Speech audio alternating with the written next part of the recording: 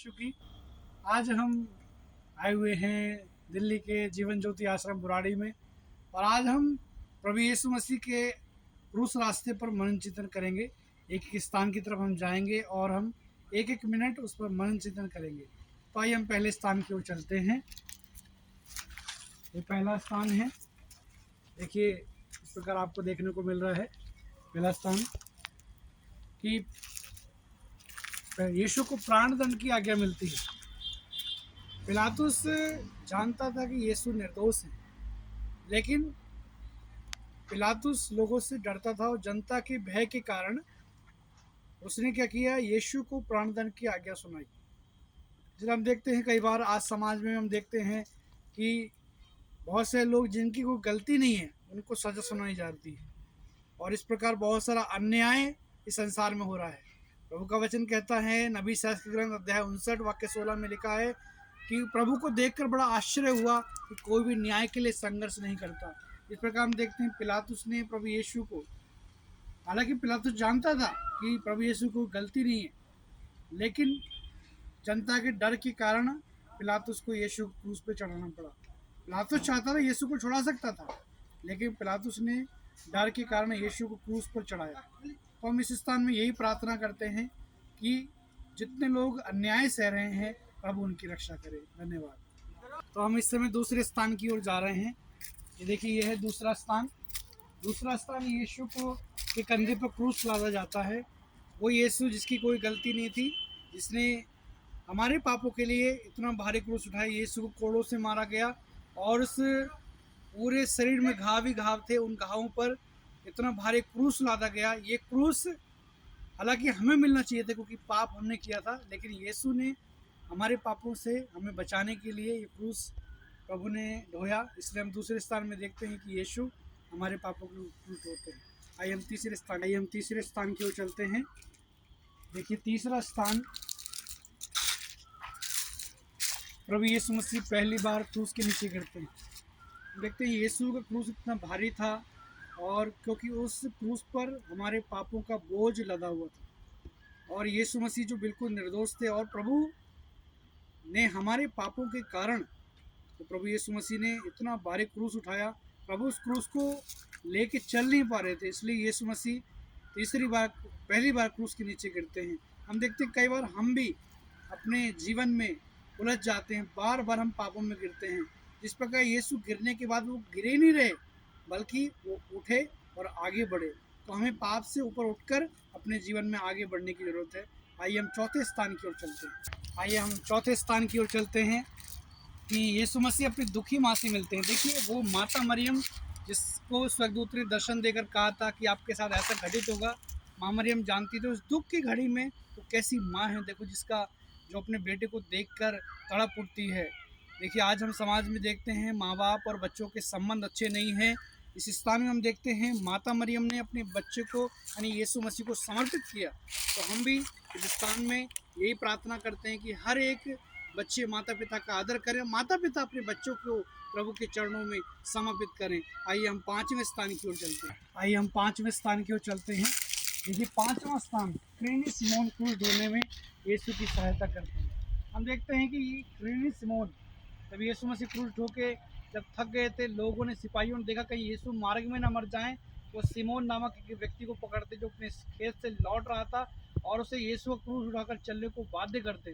देखो कितना सौभाग्यशाली वो सिमोन जो अनजाने में यीशु के दुख भोग में सहभागी हुआ।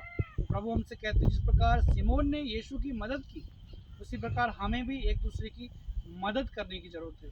इस स्थान में हम प्रभु हमें सिखाते हैं कि हमें एक दूसरे की मदद करनी चाहिए। आइए हम छठे स्थान की ओर जाते हैं। छठा स्थान वेरोनिका यीशु का चेहरा पहुंचती है। देखो, यीशु मसीह इतने व्याकुल हो गए थे, प्रभु यीशु मसीह इतने थक गए थे, प्रभु यीशु क्रूस ढो नहीं जा रहा था, लेकिन देखिए कितने लोग यीशु को देखकर भाग गए, डर गए। लेकिन इस स्त्री की हिम्मत देखिए, उसने किसी की परवाह नहीं की, उसने सैनिक की परवाह नहीं की, उसने डाकुओं की परवाह नहीं की, उनने किसी जल्लाद की परवाह नहीं की, किसी व्यक्ति की परवाह नहीं की कि मुझे साथ क्या होगा।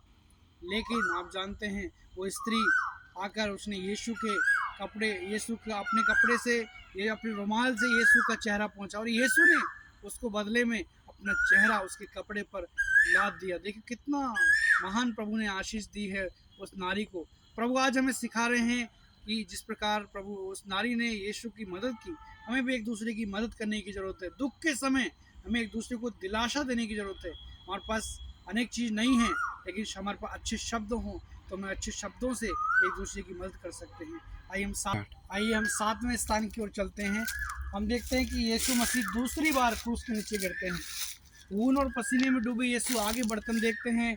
जब यीशु मसीह इतने खून से लथपथ थे, इतना भारी क्रूस उठा के चल रहे थे, और यीशु दूसरी बार क्रूस के नीचे गिर जाते हैं। हम भी देखते हैं जीवन में, हमारे जीवन उतार चढ़ाव आता है और हम भी कई बार पाप में, बुराई में, जीवन की बीमारियों में गिर जाते हैं और हम यीशु को त्याग देते हैं। लेकिन यीशु गिरे नहीं रहे, बल्कि यीशु फिर से उठे और अपने लक्ष्य की ओर आगे बढ़े। हमें अपने लक्ष्य को पहचानना है और अपने जीवन में आगे बढ़ना है। आइए हम 8वें स्थान की ओर चले। आइए हम 8वें स्थान की ओर बढ़ते हैं। 8वां स्थान, यरूशलेम की स्त्रियां यीशु के लिए रोती और कलपती हैं। हम देखते हैं वो कितना महान परमेश्वर है, जो खुद दुख से लदा हुआ है, कितना परेशान है, कितना दुखी है। खून की धारा फूट निकली, लेकिन यीशु अपनी पीड़ा भूल कर और यीशु मसीह उन स्त्रियों को सांत्वना देते हैं, दिलासा देते हैं। इस प्रकार हमें भी दूसरों को दिलासा देने की ज़रूरत है। आइए हम इस अगले स्थान की ओर बढ़े, 9वें स्थान की ओर बढ़े। आइए हम 9वें स्थान की ओर बढ़ते हैं। प्रभु यीशु मसीह तीसरी बार क्रूस के नीचे गिरते हैं। हम देखते हैं किस प्रकार प्रभु यीशु मसीह, प्रभु थक कर निर्बल हो गए। प्रभु यीशु ने इतना बड़ा क्रूस हमारे लिए उठाया, और यीशु क्रूस उठा के चल नहीं पा रहे थे, लेकिन यीशु को अपना लक्ष्य याद था कि मुझे क्रूस पर मरना है।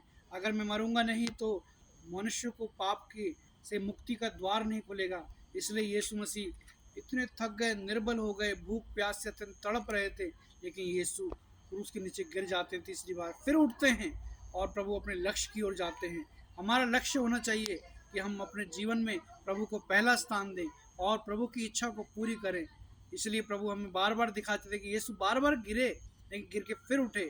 हमें कई बार हम भी मनुष्य होने के नाते पाप में गिरते हैं, बुराई में गिरते हैं, समस्याओं में गिरते हैं, लेकिन हमें गिरे नहीं रहना है, बल्कि हमें उठना है। आइए हम 10वें स्थान की ओर बढ़ें। देखिए 10वें स्थान की ओर जाते हैं। 10वां स्थान, प्रभु यीशु मसीह के कपड़े उतारे जाते हैं। देखिए वो परमेश्वर जो राजाओं का राजा है, जो खुद सारी पृथ्वी का मालिक है, वो परमेश्वर हमें बचाने के लिए देखो खुद नंगा हो जाता है। हम संसार में देखते हैं कितनी आज अश्लीलता बढ़ती जा रही है। प्रभु आज हमें बताते हैं कि हमारा शरीर ईश्वर का मंदिर है। इसलिए इस प्रकार प्रभु यीशु मेरे और आपको बचाने के लिए नंगा हो गया। प्रभु इतना व्याकुल हो गया, इसलिए प्रभु आज हम बता रहे हैं कि हमारा शरीर ईश्वर का मंदिर है, इसलिए हम अपने शरीर में ईश्वर की महिमा को प्रकट करना है। आइए हम 11वें स्थान की ओर बढ़े। आइए हम 11वें स्थान की ओर जाते हैं।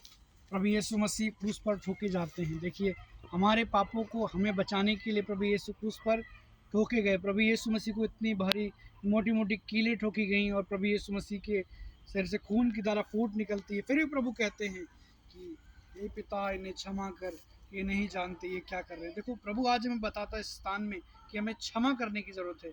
हम कई बार क्षमा नहीं कर पाते, लेकिन यीशु हमें बता रहे हैं कि इस समय स्थान में कि हमें क्षमा करने की ज़रूरत है। आइए हम 12वें स्थान में जाएं। आइए हम इस समय 12वें स्थान की ओर चलते हैं। 12वां स्थान, प्रभु यीशु मसीह क्रूस पर मर जाते हैं। हम देखते हैं, हम यूहन्ना 3:16 में पढ़ते हैं कि ईश्वर ने संसार को इतना प्यार किया कि इसकी मुक्ति के लिए अपने इकलौते पुत्र को अर्पित कर दिया, जिससे जो उसमें विश्वास करता है उसका सर्वनाश ना हो, बल्कि वो अनंत जीवन प्राप्त करे। देखो आज 3 किलो पर यीशु हमारे लिए टंगे हुए हैं। प्रभु ने अंत में कहा सब कुछ पूरा हो चुका है। यानी यीशु एक मिशन को लेकर आए और यीशु ने अपना मिशन कार्य पूरा किया, और यीशु इस संसार में मरने के लिए आए, सिर्फ मुझे और आपको बचाने के लिए।